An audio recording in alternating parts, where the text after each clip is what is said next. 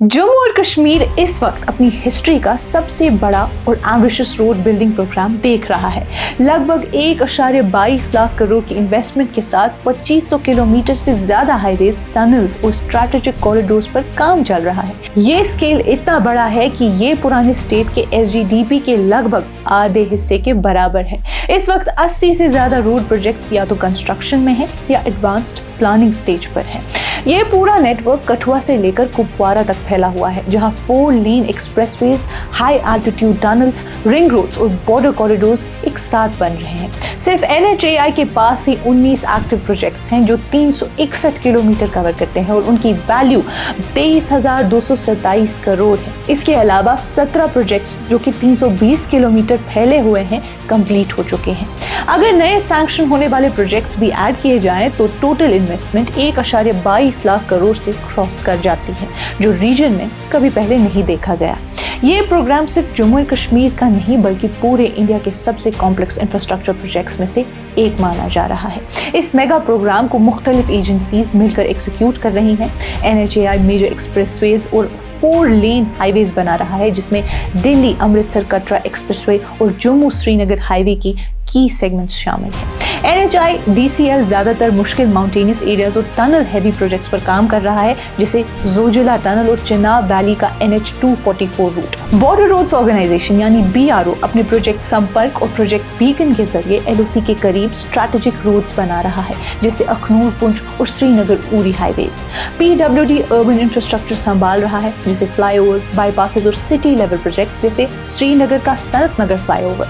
जम्मू और कश्मीर के road programme का सबसे खास हिस्सा टनल्स बन गए हैं। ऑब्जेक्टिव ये है कि लैंडस्लाइड प्रोन और डेंजरस माउंटेन रोड्स को रिप्लेस करके सेफ अंडरग्राउंड रूट्स बनाए जाए। सबसे बड़ा प्रोजेक्ट है 30.8 किलोमीटर का जोजिला टनल, जो कि 6,809 करोड़ का है। ये टनल श्रीनगर को लद्दाख से साल भर जोड़ के रखेगा, जोजिला पास को बाईपास करते हुए। अक्टूबर 2020 में शुरू हुआ ये प्रोजेक्ट अब तक 63.9% फिजिकल और 58.8% फाइनेंशियल प्रोग्रेस तक पहुंच चुका है।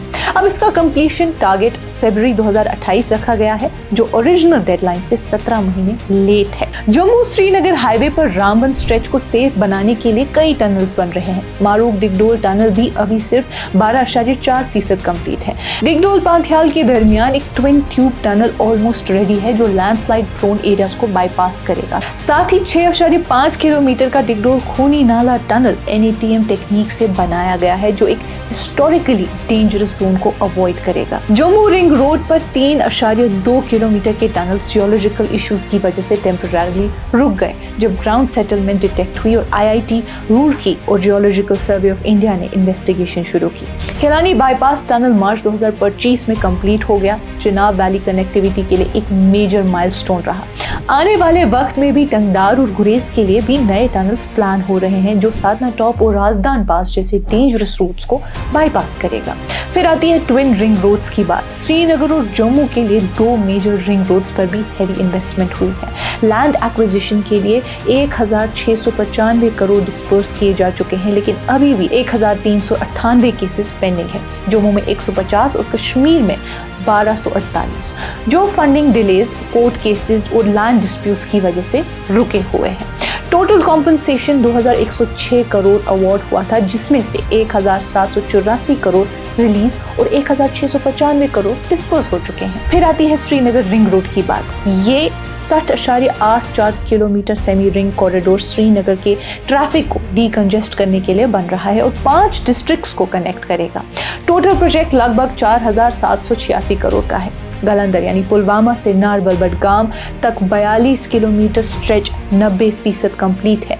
मई 2026 तक ओपन होगा और रिमेनिंग 18.84 किलोमीटर जो कि गांधरबल तक है, दिसंबर 2026 टारगेट है। सुंबल से वर्ल जो कि 24.7 किलोमीटर है, 18.3% कंप्लीट है। मनीगाम से पांडच 12 किलोमीटर अंडरवे और फेज 3 अभी DPR स्टेज पर है। फिर आती है जम्मू रिंग रोड की बात। तो लगभग 58 किलोमीटर कॉरिडोर जो सांबा के रया मोड को जागती के पास NH44 से कनेक्ट करता है, अब 2,967 करोड़ कॉस्ट के साथ नियर कंप्लीशन है। प्रोजेक्ट 2018 में शुरू हुआ था, लेकिन लैंड इश्यूज, कोविड और जियोलॉजिकल प्रॉब्लम्स की वजह से डिले हुआ। अभी मेन रोड 95% से ज्यादा कंप्लीट है। फुल कंप्लीशन लेट 2026 तक एक्सपेक्टेड है। ये road automatic traffic management system से इक्विप्ड होगा और 60 से 65% ट्रैफिक डाइवर्ट करेगा, जिससे सिटीज का कंजेशन काफी कम होगा।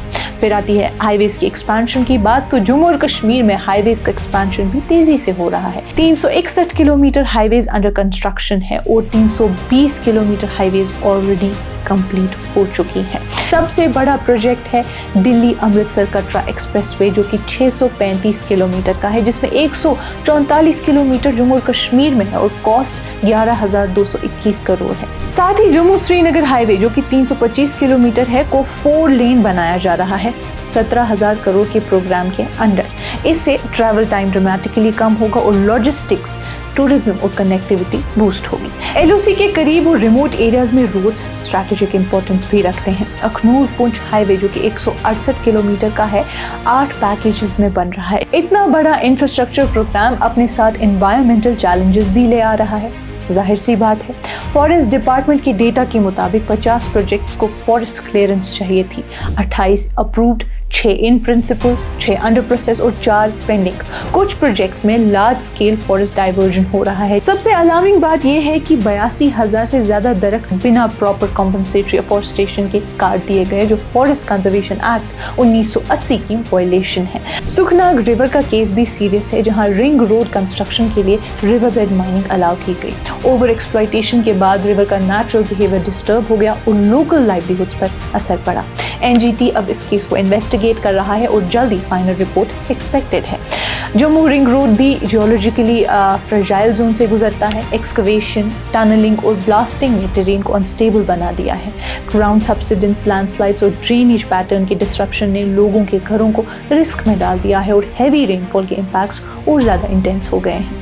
नाज़रीन, जम्मू और कश्मीर का ये रोड बिल्डिंग पुश डेवलपमेंट का एक नया चैप्टर लिख रहा है, बेटर कनेक्टिविटी, फास्टर ट्रैवल और इकोनॉमिक ग्रोथ के साथ। लेकिन साथ ही ये एक टफ सवाल भी उठाता है, क्या ये तरक्की एनवायरमेंटल और नेचुरल बैलेंस की कीमत पर हो रही है?